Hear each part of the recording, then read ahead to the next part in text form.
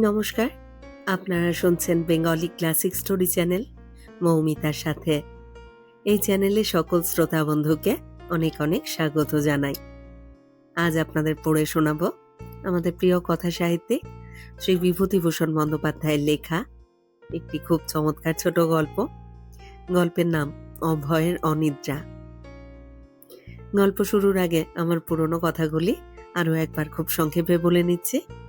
এই চ্যানেলে যারা আমার গল্প পাঠটি শুনছেন তাদের কাছে অনুরোধ, যদি আমার পাঠ এবং পরিবেশনা আপনাদের ভালো লাগে, যদি গল্পটি ভালো লাগে, একটি লাইক করবেন এবং গল্পটিকে আপনাদের প্রিয়জনের মধ্যে শেয়ার করে দেবেন। আর এখনও যারা চ্যানেলটি সাবস্ক্রাইব করেননি তারা অবশ্যই চ্যানেলটি সাবস্ক্রাইব করে আমার সাথে থেকে নিয়মিত শুনতে থাকুন বাংলা ক্লাসিক গল্পগুলি।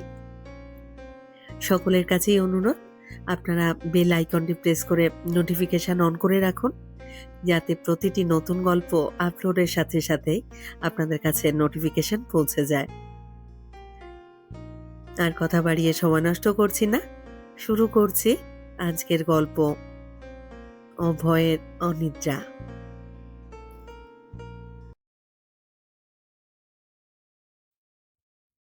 অভয়ের সারা রাত্রি ঘুম হইল না। শত চেষ্টা করিয়াও সে তার চক্ষু নিমীলিত করিতে পারিল না। সেই যে আচমকা কিসের যেন শব্দে তার ঘুম ভাঙিয়া গেল, তারপর আর কিছুতেই সে ঘুমাইতে পারিল না। চক্ষু যেন তাহার ঠিকরাইয়া বাহির হইবার উপক্রম হইল। বেশ শান্তিতে সে ঘুমাইতেছিল, অকস্মাৎ কে যেন তাহার দ্বারে করাঘাত করিয়া গেল। সেই শব্দে অভয়ের সুপ্ত চেতনা জাগিয়া উঠিল। অভয় ধীরে ধীরে তার শয্যার উপর উঠিয়া বসিল। ধীরে ধীরে ক্ষীণপ্রায় হ্যারিকেনটি উজ্জ্বল করিয়া দিল। ধীরে ধীরে চারিদিকে সাবধানে চাহিয়া দেখিল। না, কোথাও এতটুকু অসামঞ্জস্য ঘটে নাই। যেখানকার জিনিসটি যেমন ছিল তাহা ঠিক সেখানেই আছে, এতটুকু নড়ে নাই। অভয় স্বস্তির নিঃশ্বাস ফেলিয়া বাঁচিল। ভয় তাহার নিশ্চয় অহেতুক। সে প্রথমে ভাবিয়াছিল হয়তো ডাকাত পড়িয়াছে, কিন্তু পরক্ষণেই স্মরণ হইল ইহা কলিকাতা, ডাকাত পড়িবার সম্ভাবনা নাই আদৌ। তারপর মনে পড়িল হয়তো চোর পড়িয়াছে। অনেকক্ষণ কান খাড়া করিয়া রহিল। চোরের আর কোনো সাড়া পাওয়া গেল না। তবে কিসের এই বিকট শব্দ? অভয় ভাবিয়া ভাবিয়া আকুল হইল। মুহূর্তে তার পাশে শূন্য বিছানায় নজর পড়িল। 7 দিন আগে ওই শয্যা পূর্ণ ছিল। 7 দিন আগে তাহার এই গৃহ এমন মহা শূন্যতা প্রকট করিয়া খাঁ খাঁ করিত না। মনে পড়িল বেচারা বকুলের কথা। তাহার সহধর্মিণী, তাহার স্ত্রী, অগ্নিসাক্ষী করিয়া যাহাকে গৃহলক্ষ্মী রূপে বরণ করিয়া লইয়াছিল 3 বছর পূর্বে এই শ্রাবণের এক শুভ লগ্নে বকুলকে সে স্বগোত্রের গণ্ডির মধ্যে টানিয়া আনিয়াছিল। সেদিনও আকাশে এমনি করিয়া পূর্ণিমার চাঁদ উঠিয়াছিল। তখন তাহার মা ছিলেন। দিন বেশ সুখেই কাটিতেছিল। তারপর একদা পরপার হইতে মার ডাক পড়িল। বকুল নিপুণ হস্তে সংসারের হাল টানিয়া ধরিল। অভয় তাহার পানে তন্ময় হইয়া চাহিয়া রহিল। মাতার অভাব বকুলকে দিয়া পূরণ করা হইল। প্রথম প্রথম বকুলকে অবশ্যই বেগ পাইতে হইয়াছিল, কিন্তু অচিরেই সে অভ্যস্ত হইয়া গেল।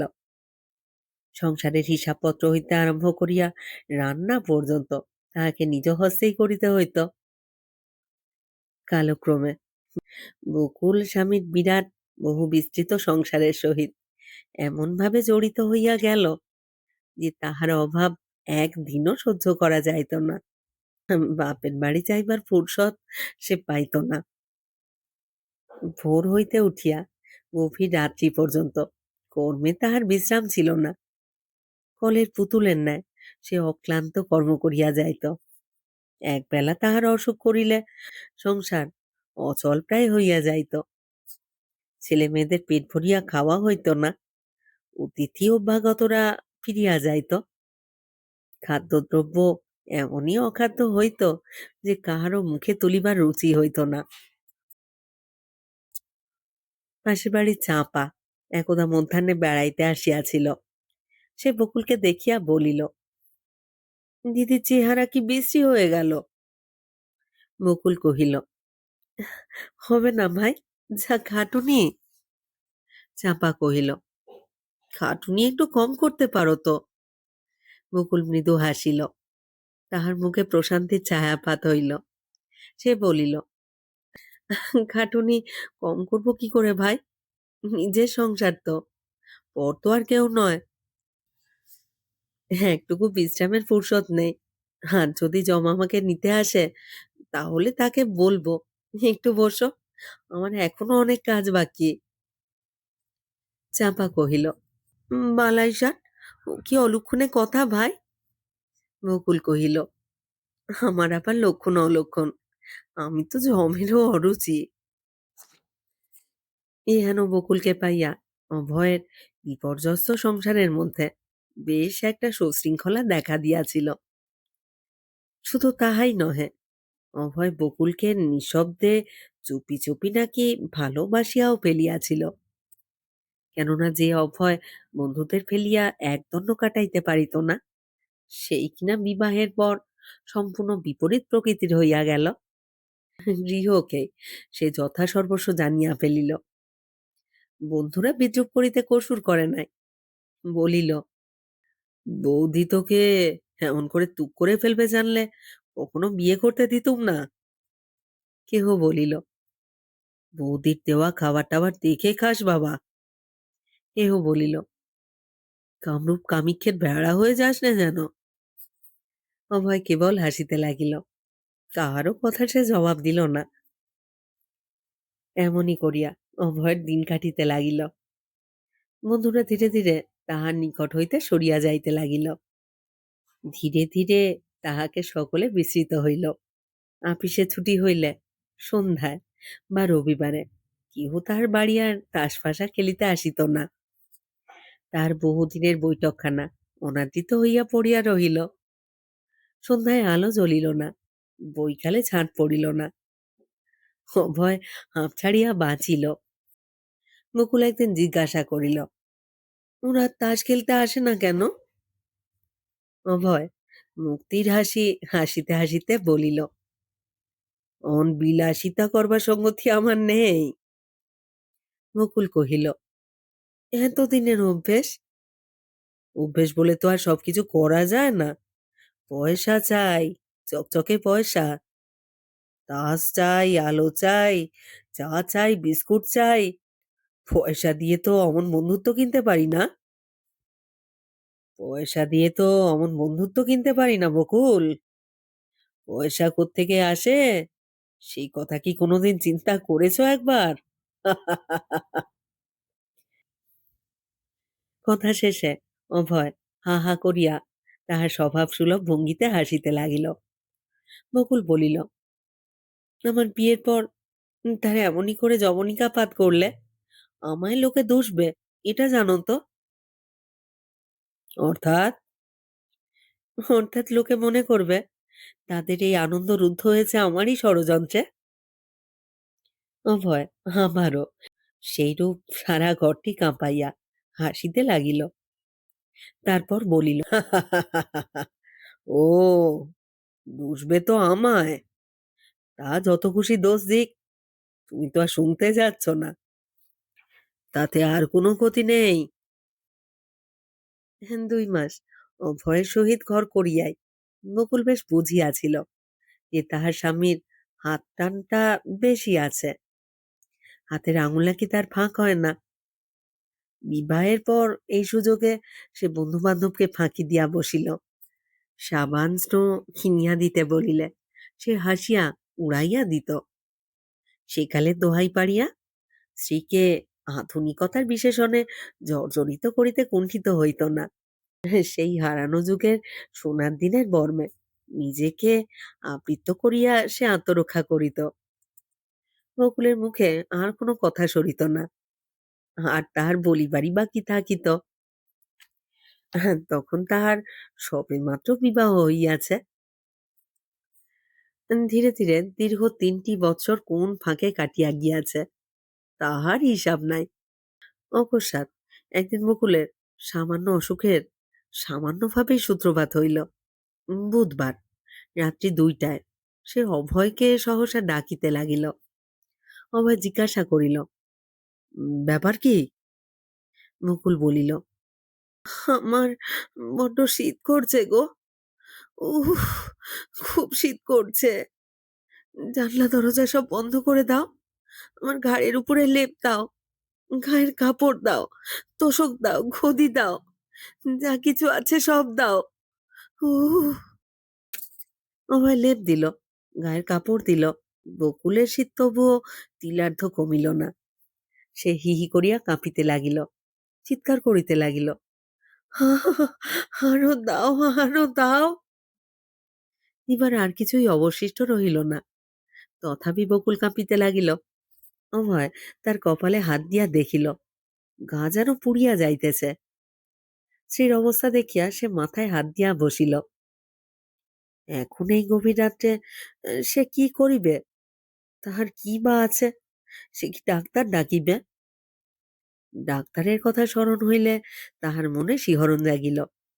ডাক্তার কবিরাজ ডাকা তো বিলাসিতার নামান্তর।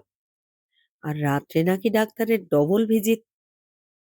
না, এ সামান্য জ্বরে মানুষের কোনো ক্ষতি হয় না। একবার ভাবিল মাথায় আইস ব্যাগ দিবে বা কপালে জলপটি দিবে, কিন্তু কোথায় আইস ব্যাগ, কোথায় ওডিকোলন? এদিকে বকুল চিৎকার করিতে লাগিল, আমার মাথা জ্বলে গেল, পুড়ে গেল। অভয় বলিল, বেশ তো ভালো মানুষ খাওয়া দাওয়া করে শুলে, হঠাৎ এমন কি বা অসুখ করলো বলো দেখি? এ নিশ্চয়ই ম্যালেরিয়া, আমি হলপ করে বলতে পারি। এই ম্যালেরিয়া ছাড়া আর কিছু নয়। বকুল তখন গান জুড়িয়া দিয়াছে, অনর্গল এলোমেলো বকিয়া চলিয়াছে। সজনী কি বুঝসি, ওই যমুনারি কুলে শ্যাম কালো, তার কালো মাথা চূড়া আর তার মোহনবাসী। অভয় বিপদ গণিল। সারা রাত্রি স্ত্রীর মাথায় পাখার বাতাস করিতে লাগিল। নিজের শরীরের উপর দিয়া যাহা কিছু করা যায় তাহা সে করিতে প্রস্তুত। শুধু এই রাত্রে অযথা সে খামোখা পয়সা খরচ করিতে পারিবে না। পয়সা তাহার বুকের ৩৫খানা হাড়ের সামিল। বকুল সারা রাত্রি হাসিয়া কাঁদিয়া গাহিয়া চিৎকার করিয়া কাটাইয়া দিল। জ্বর কমিল না। ভোর হইলে বাড়ির অন্যান্য লোকজন আসিয়া হাজির হইল। যথাসময়ে পাড়ার একজন ডাক্তার ডাকিয়া আনা হইল। ডাক্তার অনেকক্ষণ পরীক্ষা করিয়া ভাবিয়া চিন্তিয়া বলিল, টাইফয়েড, রোগ বড় শক্ত হয়ে দাঁড়িয়েছে, এখন রীতিমতো চিকিৎসার প্রয়োজন। অভয় প্রমাদ গুনিল, বিপদ কি মানুষের এমনই করিয়াই হয়? তাহার বড় ইচ্ছা হইল সে ডাক সারিয়া চিৎকার করিয়া কাঁদে, কিন্তু সে কাঁদিল না, বরং স্ত্রীর চিকিৎসার জন্য জলের মতো না বলিয়া না কহিয়া ১০টি টাকা খরচ করিয়া বসিল। হিসাবের খাতায় খরচের অঙ্কটা হয়তো আরো বড় হইবে, কিন্তু তাহার স্ত্রী ভাগ্যবতী, স্বামী সোহাগিনী, পতি পরম গুরুকে অযথা ব্যয়ের হাত থেকে নিষ্কৃতি দিল। পরের দিনই সেই ইহ জগতের মায়া কাটাইয়া গোলকধামে চলিয়া গেল। কেহ তাহাকে বাধা দিতে পারিল না। অভয় পত্নী শোকে ধূলিতলে আছড়াইয়া পড়িল। সে আর্ত কণ্ঠে বিনাইয়া বিনাইয়া রমণীর ন্যায় কাঁদিতে লাগিল। তাহার অত সাধের তাসের ঘর মরণের তীব্র আঘাতে ভাঙিয়া চুরিয়া লণ্ডভণ্ড হইয়া গেল। সে প্রতিরোধ করিতে পারিল না, কেবল তীব্র সুরে শোক প্রকাশ করিয়া চলিল। সেই সব পুরনো দিনের হারানো বন্ধুরা আজ বিপদ দেখিয়া আসিয়া জুটিল। সেই হাবু, পটল, রমেন, ভূপেন, বিপিন সকলে একে একে দেখা দিল। দীর্ঘ ৩ বছর যাহারা অভয় ছায়া পর্যন্ত মাড়াইত না, সকলেই যাহার মুখ দেখিলে অযাত্রা বলিয়া ঘোষণা করিত। অযথা হাঁড়ি ফাটিবার আশঙ্কায় সারাদিন সচকিত থাকিত। আজ সেই অভয়ের বিপদে আর তাহারা বেচারার হাত দিয়া জল গলে না বলিয়া দূরে সরিয়া রহিল না। অভয় তাহাদের দেখিয়া যেন হাতে স্বর্গ পাইল। তাহারা অভয়ের কান্না দেখিয়া নিজেরাই কাঁদিয়া ফেলিল। তাহারা জানে অভয় তাহার স্ত্রীকে কি দারুণ ভালোবাসে। স্ত্রীর অভাবে তাহার জীবন কিরূপ বিষময় হইয়া যাইবে। অগত্যা তাহারা তাকে সান্ত্বনা দিতে লাগিল। সন্ধ্যায় সপ্তাহ শেষ করিয়া সকলে গৃহে ফিরিল। সত্যই নাকি অভয় তাহার স্ত্রীকে নিবিড়ভাবে ভালোবাসিত। সেই ভালোবাসায় নাকি এতটুকু গলদ ছিল না। উঠিতে বসিতে সব সময় সে বকুল বকুল বলিয়া মসির হইত। বকুল হাসিয়া বলিত, আমি মলে তুমি কি করবে বলো তো? শুভ্র তাজমহল। বকুল হাসি মুখেই বলিত, গো তোমার দুটি পায়ে পড়ি, তুমি অত খরচ করো না। অভয় কহিত, পয়সা করি সবই তো তোমার, তোমার পয়সা তোমার জন্য খরচ করব, তাতে পায়ে পড়ে বাহাদুরি কিনবার কি এমন আছে? বেশ বেশ, মানলুম, সমস্ত পয়সা করি আমার। আমার কলকাতা শহরে 14খানা বাড়ি, তার মাসিক 800 টাকা ভাড়া। এখন আপাতত দয়া করে আমার জন্য একখানা লালবাই সাবান এনে দিও দেখি। ভয় তাহার স্ত্রীকে প্রবোধিত, পাগল নাকি? ফেনা করে 4.5 আনা পয়সা চলে দেবে? না না, ও বিলাসিতা আমাদের এখানে চলবে না। সেই স্ত্রীর মৃত্যু শোকে মুহ্যমান হইয়া অভয় 6 দিন 6 রাত্রি আহার নিদ্রা ত্যাগ করিল। বন্ধুরা সকলে বিপদ গড়িল। এই নিদারুণ শোকাবেগের হাত হইতে কি করিয়া তাহাকে রক্ষা করিবে? সকলে সান্ত্বনা দিবার চেষ্টা করিল। প্রিয়জনের মৃত্যুজনিত বিরহে কাতর মানুষটিকে সেই বহুশ্রুত দার্শনিক মতবাদ দিয়া বুঝাইবার হাস্যকর প্রচেষ্টা। সেই মানুষ মরণশীল, মৃত ব্যক্তির জন্য শোক প্রকাশ করা নাকি দুর্বলতার লক্ষণ?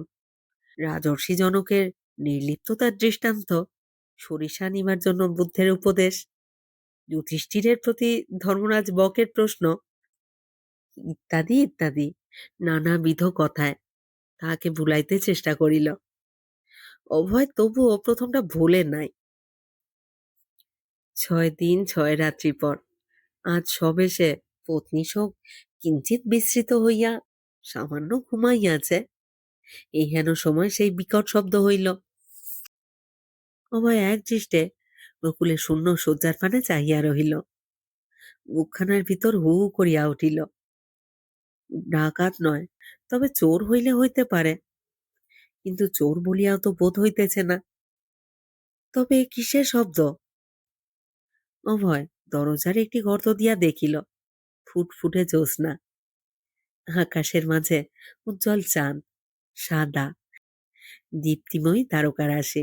অভয় বিছানায় আসিয়া ঝুপড়িয়া বসিয়া পড়িল। কিসের এ শব্দ? আচমকা মনে পড়িল, হয়তো তাহার মৃতা স্ত্রীর কীর্তি। হয়তো বেচারা এ জগতের মায়াপাশ ছিন্ন করিয়াও স্বামীকে ভুলিতে পারে নাই। তাই কি নিঃশব্দ রাত্রে স্বামীর সহিত দেখা করিতে আসিয়াছে? তৎক্ষণাৎ ভয় তাহার গা ডোল হইয়া শিহরিয়া উঠিল। না না, স্ত্রীর এই উৎকট ভালোবাসা সে কিছুতেই গ্রহণ করিতে পারিবে না। ক্রমে ক্রমে তাহার সমস্ত চেতনা লোপ পাইতে লাগিল। বকুলে শূন্য শয্যার পানে চাহিবার সাহস আর তাহার রহিল না। সমস্ত শোক দুঃখ বেদনা ভয়েও ভাবনায় রূপান্তরিত হইল। সে কিংকর্তব্য বিমূঢ় হইয়া শয্যার উপর অবশভাবে বসিয়া রহিল। কি সে করিবে? চিৎকার করিবে, না জ্ঞান হারাইয়া ফেলিবে? ভাবিয়া সে কুলকিনারা পাইল না। সে ছেলেবেলায় কত ভৌতিক কাহিনী পড়িয়াছে, আজ কেমন যেন সেই সব নানান ভৌতিক ব্যাপার জীবন্ত হইয়া উঠিল। সে বন্ধ জানালা দরজার পানে সচকিত চিত্তে এক দৃষ্টে চাহিয়া রহিল। কে জানে কোন মুহূর্তে দমকা বাতাসে জানলা দরজাগুলি হুড়মুড় করিয়া খুলিয়া যায়। অকস্মাৎ আবার সেই পূর্বের ন্যায় দ্বারে শব্দ হইল। বাহির হইতে মানুষে যেন দ্বার ঠেলিতেছে। অভয় ছুটিয়া দ্বার প্রান্তে গিয়া সেই ফুটা দিয়া বাহিরে তাকাইল।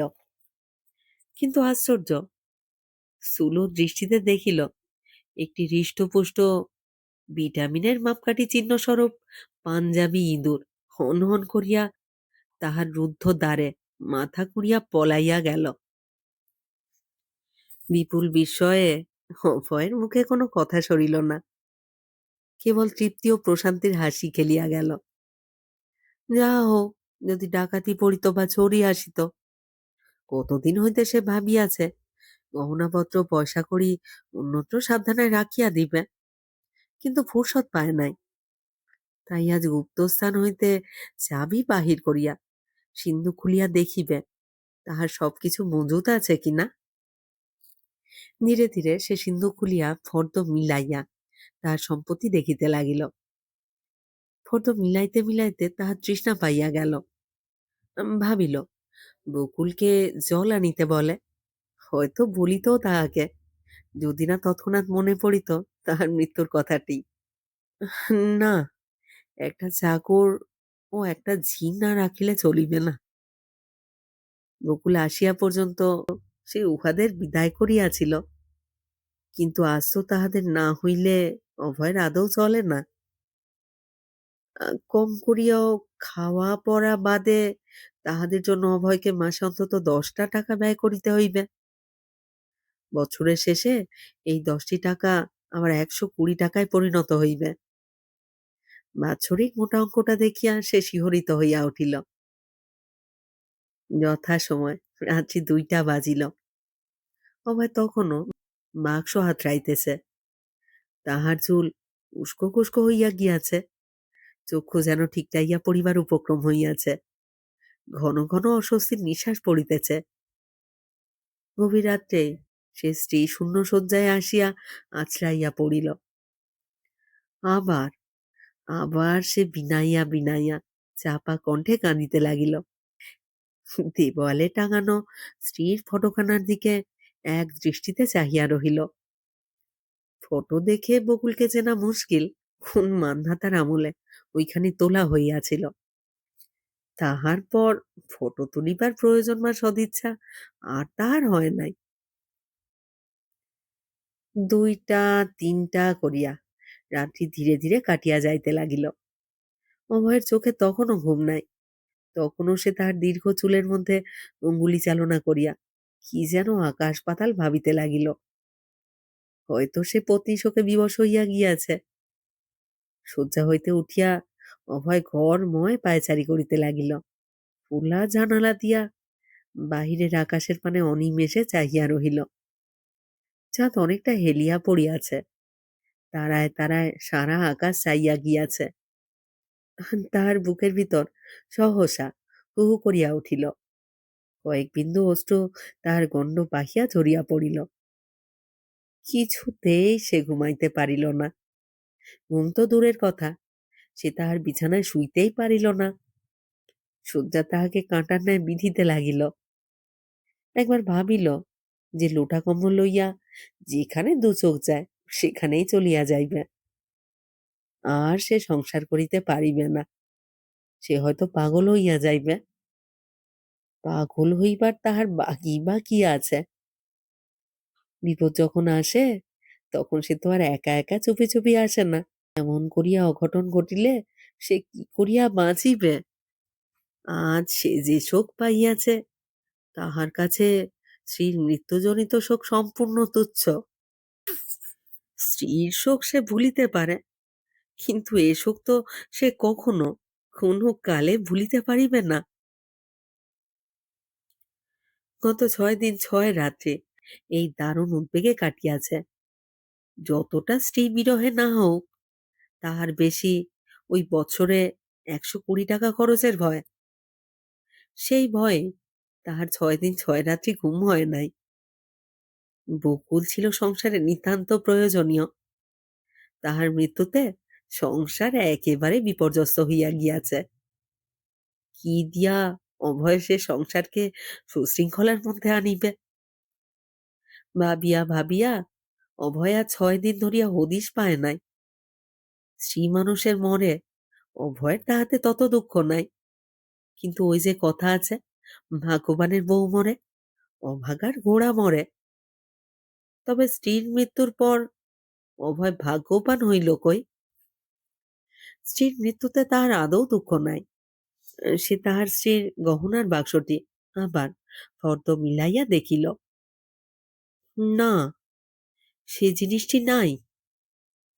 অভয়ের চোখ দিয়া হু হু করিয়া জল পড়িতে লাগিল। মানুষ মানুষকে কি এমন করিয়াই ফাঁকি দেয়? লোকসানের পর এমন করিয়া লোকসান হইলে সে কি করিয়া সহ্য করিবে? না, এই লোকসান সহিয়া সে কখনো সংসারের মধ্যে পড়িয়া থাকিবে না। গহনার বাক্সটির পানে সে সেন দৃষ্টিতে চাহিয়া রহিল।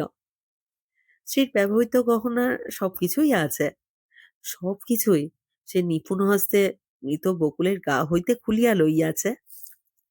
কাশী হইতে তাহার ছোট বোন সেই যে কারুকার্য খচিত কাচের চুড়ি 4 গাছি পাঠাইয়াছিল, সেইগুলিও সে সযত্নে তুলিয়া রাখিয়াছে। সব তুলিয়াছে, কিন্তু ভুল করিয়াছে বকুলের কানের ফুল দুটি খুলিতে। 1 আনা সোনা দিয়া সে দুটি সে গড়াইয়াছিল, চুলের আড়ালে আত্মগোপন করিয়া সে দুটি শবদেহের সহিত গিয়া চিতায় ভস্মীভূত হইয়াছে। সেই কারণে অভয়ের আজ সারা রাত্রি ঘুম হইল না। স্ত্রীর মৃত্যু সে সহ্য করিতে পারে, কিন্তু এই লোকসানের আঘাত সে ভুলিবে কেমন করিয়া? যতবার সে ঘুমাইতে যায়, ততবারই ওই ফুল দুটির হিংস্র উজ্জ্বলতা যেন ধক ধক করিয়া জ্বলিয়া ওঠে মাথায়। আর অভয় কিছুতেই ঘুমাইতে পারে না। সারা রাত্রি সে জাগিয়া বসিয়া রহিল। সারা রাত্রি সে কাঁদিয়া কাঁদিয়া আকুল হইল। স্ত্রীর মৃত্যুতে কেন সে ভাগ্যবান হইল না?